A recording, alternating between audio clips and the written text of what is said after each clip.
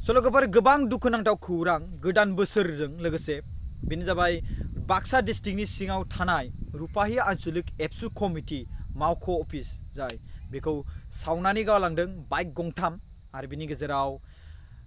अफिसनि सिङाव थानाय जेसेबांखिनि टेबोलानो जा चेयारानो जा अफिसनि लेखा जेसेबांखिनि बिलाइ बेफोरखौ गासैखौ सावना गालांदों आं माखासे फुरा डिटेल्स माखासे आरो बुंबावगोन स' बिनि गेजेराव आं बुंनो थांदों खुलुमबाय रायजो राजाफोर जोंनि बर' हारिनि गासिबो गेदेर आबै आबौ आदा बाजै आरो आं आदै मादै गोदान बोसोरनि थाखाय हामलायनाय थाबाय आरो जों आसलथे बुंनो थाङोबा जोंनि गोदान बोसोरा जाबाय बैसागो बोथोरावसो जायो बाट जानुवारिखौबो माखासे सुबुंफोरा आरो जोंनि बर' हारिनियावल' नङा गासिबो सुबुंफ्रानो मानियो नङा होमबा गोदान बोसोर हिसाबै बेखौ फालियो बयबो स' बेजों लोगोसे जोंबो बेबायदि नेमखान्थिखौ मानियो दिनै जानुवारि 1 जानुवारि जानाय लोंनाय जासिगोनसो नङा होमबा स' बेवहाय मानसिफ्रा गारि रिजार्भ लाबाय स' आं बेखौनो बुंनो थाङो मोजाङै जा आरो मोजाङै लों बारा लोंनानै अभार जानाङा जुमायजों दा लोंजाफिन आरो बिनि गेजेराव लोंजा गावजों गाव बुलायनानै नैबे माने गन्थङानो जलायनाय नङा होमबा खोमायानो जिलायनाय हाथायानो गलायनाय नङा होमबा उनावहाय खोनानो मोनदों नङा होमबा जानुवारियावनो बुलायलायबाय होनलायनाय नङा होमबा स' माखासे मानसिफ्रा बुङो जानुवारि समाव एक्सिडेन्ट बिराद जायो नङा होमबा जानुवारि समाव मानि थाखाय एक्सिडेन्ट जायो नोंथांमोना मिथिगौ ना मानो होनबा जानुवारि समाव बयबो मानसिफोरा रंजायो गोदान बोसोरनि थाखाय जुमाय लोङो आरो बै जुमाय लोंनानै गारि सालायो जुमाय लोंनानै गारि सालायो नालाय ओंखायनो एक्सिडेन्टआ बारा जायो आरो जानुवारि समाव बैबो लोंबाय जुमाय लोंनाय एरायनो हाला नङा होमबा स' बेयावनो एक्सिडेन्ट जासिगोन आरो स' माखासे मानसिफ्रा बुङो कि है जानुवारि समाव हाब दिनै 1 जानुवारियाव हाब गारि गाखोजाया एखेबारे एक्सिडेन्ट जागोन एखेबारे दिनैनि समाव एक्सिडेन्ट बिराद जायो होननानै बुङो आरो जोंनि जाम्बा जाम्बि मानसिफ्रा एखेबारे आंबो बुङो नङा होमबा मानो होनोब्ला जुमाय लोङो बे समाव गोदान बोसोर नालाय मैया बायदि समाव जुमाय लोंबाय मैयानि जुमाय लोंनानै एसे निसा नांना थाखासिगोन आरो बिनि गेजेराव उन्दुनो मोना हरसे जुमाय लोंसिगोन बेदर जासिगोन बिनि गेजेराव गारि सालायसिगोन डिउटियाथ' मावखानांगौ स' बिनि गेजेराव मा जासिगोन एक्सिडेन्ट जासिगोन आरो मिथिबायना स' ओंखायनो जानुवारि समाव गारि गाखोनाया बिराद गिनो गोनां आरो मानो होनबा गोदान बोसोर रावखौबो बादा होनो हाया जानुवारि समाव बयबो फुरथि खालामो नङा होमबा स' बेनो आरो बिनि थाखायनो एक्सिडेन्ट खालामनाया सम्भावना आरो स' आं बेखौबो बुंनो सानो कि जाय मानसिफ्रा गारि रिजार्भ लानानै थांदों आरो बे गारि सालायग्रा मानसिफोरखौ बारा इसेबां जुमाय लोंहोनाङा मिथिबाय बारा इसेबां जुमाय लोंहोनाङा बिसोरनि थाखाय न'सिम दोनहैखांनानै नोंसोरखौ जुमाय लोंनो थाखाय एक्सट्रा फेसिलिटि खालामनानै होबानो जाबाय बांद्राय लों एसे मिडियाम लों गारि सालायजासे नङा होमबा माखासे मानसिफ्रा गारि सालायनानै ओरैबायदि जुमाय लोंद्रायो अभार गारि सालायनानै एक्सिडेन्ट खालामनानै बिदिनो फरियाल थैजोबलांनायबो जालायलाङो मिथिबायना बेफोरबायदि जाथाय जादोंबो लोगोफोर आरो जाखादोंबो नङा होमबा स' बिनि गेजेराव आं बेखौ बुंनो सानो कि जोंनि जेसेबांखिनि बर' हारि जेसेबांखिनि जोंनि बर' हारिनि मानाव गेदेर आं बिसोरखौ खुलुमनाय जासिहरबाय गोदान बोसोरनि हिसाबै स' मेन खोथाखौ बुंसै बाक्सा डिस्ट्रिक्टनि सिङाव थानाय पस्ट अफिसा जाबाय रुपाहि आरो बेवहाय रुपाहि आन्चलिक एबसु होननाय मोनसे कमिटि जोंहा एबसु अफिस दङ मावख' स' बेखौ सावनानै गालांदों बाइक गंथाम मिथिबायना बाइक गंथाम पालसारबो दंमोन आरो बिनि गेजेराव इसिबां दामि नङा होमबा बाइकफोरखौ ओरैनो मोननो थाङा आरो बिनि गेजेराव अफिसाव थानाय लेखा जेसेबांखिनि रायजो राजानि डिटेल्स थायो बेफोरखौनो सावनानै गालांजोबदों टेबोल बुख्रुबनानै गालांजोबदों अफिसखौनो सावनानै गालांजोबदों बेसेबां लाजिनांथाव बाथ्रा आरो बिनिफ्राय लाजिनांथाव बाथ्रा आरो मा दंबावो बेबो गोदान बोसोराव 31 मैया जादों जाथाया हरनि 10ता आरो 11तानि गेजेराव बे गेजेरावनो जादों बे जाथाया सावनाया मिथिबायना बेखेव बसुमतारी ना मोसाहारिमोन बियो आं बावबाय बिथाङा पस्ट खालामदोंमोन आं बेखौ मोन्दों आरो बिनि गेजेराव बेबायदि जाथाया जादों लाजिनांथाव बाथ्रा नोंथांमोन आं पिक्सारखौबो देखायनानै होबाय पिक्सारा बेनो कि बाइक गंथामनि पिक्सार आरो बिनि गेजेराव टेबोल आरो लेखा गासिबो अफिसनि सिङाव बोरै खालामना गालांदोंमोन सोर दुथां सिनायनो मोनै सुबुंफोरा खालामना गालांखो बर'नि मानसिफ्रा खालामना गालांदों ना गुबुन जाथिया खालामना गालांदों बेखौ हमनो हाला आंनि मथेबाथ' गुबुन जाथिया खालामनो इसेबां हिम्मत गैया जोंनि बर' हारिनि गेजेरावसो थानो हागौ आं बेखौ सानो सोरबाफोर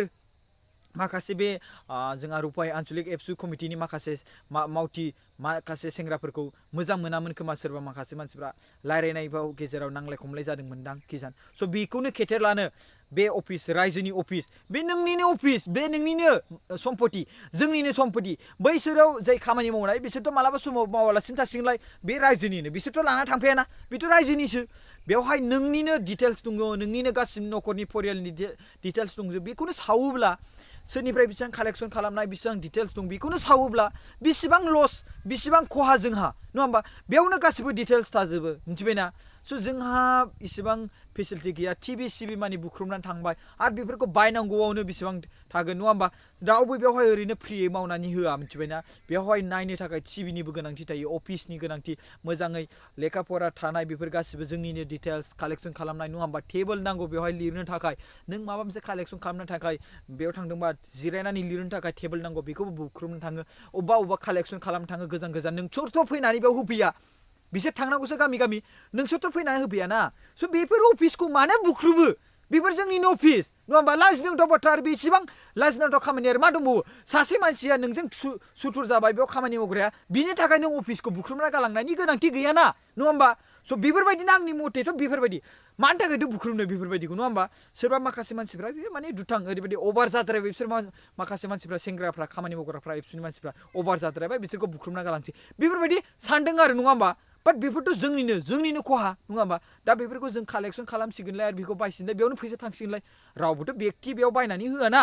हो बायना होगोन नामा नों बायना होगोन नामा आं बायना होगोन नामा बेक्तिथ' रावबो बायना होआ ना आरो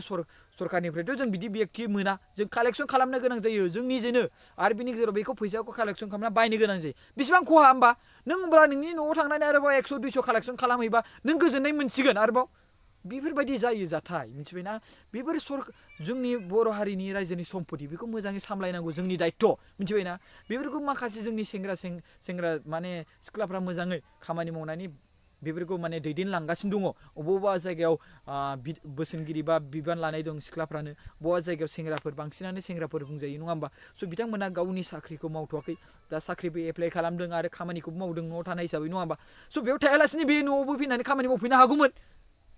नङा होमबा न'आव फैनानै खामानि मावफैनो हागौमोन नङा होमबा स' बेवहाय माने जिरायनानै थायो आरो बेयाव मानि थाखाय थायो बे जोंनि बर' हारिनि थाखाय मोजां खामानि मावनो थाखायसो थायो नङा होमबा स' बेवहाय रावबो फ्रियै जिरायनानै थाया सासे मानसिखौ दरमा होनो थाङोबा 10,000 8,000 7,000 होनांगौ बिथांमोना मोना इसेबां मिथिबायना बिथांमोना जानाय लोंनायखौनो जों होनो हाबावा इसेबां प्रभाइड होनो हाबावा अब्लाबो नोंथांमोना अफिसखौ बुख्रुबनानै होबावो बेसेबां लाजिनांथाव बाथ्रा मिथिबायना बेसेबां लाजिनांथाव बाथ्रा बेबायदि खौरांखौ लानानै जोङो गोदान बोसोरखौ बारग'होनोसै नामा हो बेफोरबायदि खौरांखौ लानानै जों गोदान बोसोरखौ बारग'होनोसै बेफोरबायदि बाथ्रा खौरां मोनबाय जे फुङाव सिखारग्रो मोना जानुवारि 1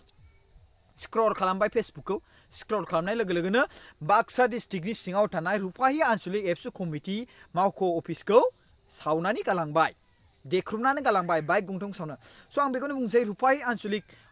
एबसु कमिटिनि प्रेसिडेन्टआ जाबाय दिमान मोसाहारि सार आरो बिनि गेजेराव जोंहा जेनेरेल सेक्रेटारि जाबाय उकुल नार्जारि बिथांमोना बे एबसु माने जोंहा रुपाहि आन्चलिक एबसु कमिटिनि प्रेसिडेन्ट आरो सेक्रेटारि नङा होमबा स' दा बिथांमोनहा थ' मोनथिगोना मोनथिया जे सोर सावदों सोर मावदों बेखौथ' मोनथिया दायो सोर मोनथिबावगोन मोनथिबाथ' बिनि बिगुराथ' जिखाबाय दा मोनथिया बेखौ नङा होमबा रावबो मिथिया दा बेखौ आं बेखौनो रिकुवेस्ट खालामो आं गुरै खावलायो अननानै प्लिज बेफोरबायदि अफिसफोरखौ सावनाय आरो मानाय लाजिनांथाव बाथ्रा मानसिफ्रा मिनिगोन हाब बिसिनि अफिसानो सावजाबाय सोरनिबा अफिसा सावजानाय पलिटिकेल नङाथ' बियो मोनसे अफिस बे जोंनि अफिस स्टुडेन्ट इउनियननि अफिस अल बड' स्टुडेन्ट इउनियननि अफिस एबसुनि अफिस बे पलिटिकेल अफिस नङा मिथिबायना स' एसे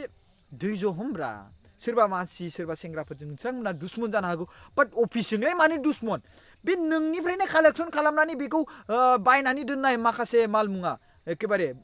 मुवा बुस्थुफोर गासिबो टिभियानो जा टेबोलानो जा नङा होमबा स' बेफोरखौ सावनानै गालांनांगौ आरो बे बाइकफोराथ' बेक्ति सोरनिबा दां बेफोरखौ सावनानै गालांबाय नङा होमबा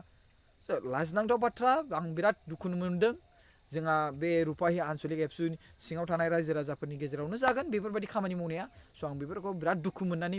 बुंनाय जाबाय कि बेफोरबायदि खालामनो नाङा आरो खालामनो नाङामोन आरो बेनिफ्राय देरसिन गोरोन्थि आरो गैबावला बेबो जोंनि अल बड'नि नोंनि फिसाला नोंनि फिसाजो नोंनि बिनानावफ्रानो स्टुडेन्ट इउनियननि मोनसे बाहागो लानाय मानसि नङा होमबा स्टुडेन्ट इउनियन माने मा दुलाराय बर' फरायसा आफाद बेयाव जों गासिबो गोग्लैयो जों गासिबो फरायसाया गोग्लैयो अब्ला नों नोंनि बिनानावनि खामानिखौनो हेंथा होनाय जादों नों नोंनि फिसाजोनि खामानिखौनो हेंथा होनाय जादों नों नोंनि फंबायनि खामानिखौनो हेंथा होनाय जादों आरो बिनिफ्राय गोरोन्थि मा दंबावो लाजिनांथाव बाथ्रा गोबां दुखुनांथाव बाथ्रा बेफोरबायदिसो जों खोनासंनानै 2020 मायथाइखौ बरायबाय 2019खौ बायहोबाय बेफोरबायदि खामानि मावनानै 2020 मायथाइखौ जोङो बेफोरबायदि जों बरायबाय आरोना स' आं बेखौनो बुङो खुलुमबाय रायजो राजाफोर जुमाय लोंला लाला खालामनानै गावजों गाव नांलाय खमलाय दा खालाम आरो जुमाय लोंनानै जुमायजों दा लोंजाफिन आरो बेनि गेजेराव बेफोरबायदि अफिस बुख्रुबलाय मालाय आयु लाजिनांगौ बाथ्रा सि बेनिफ्राय आरो लाजिनांगौ बाथ्रा गैबावला आरोना खुलुमबाय रायजो राजाफोर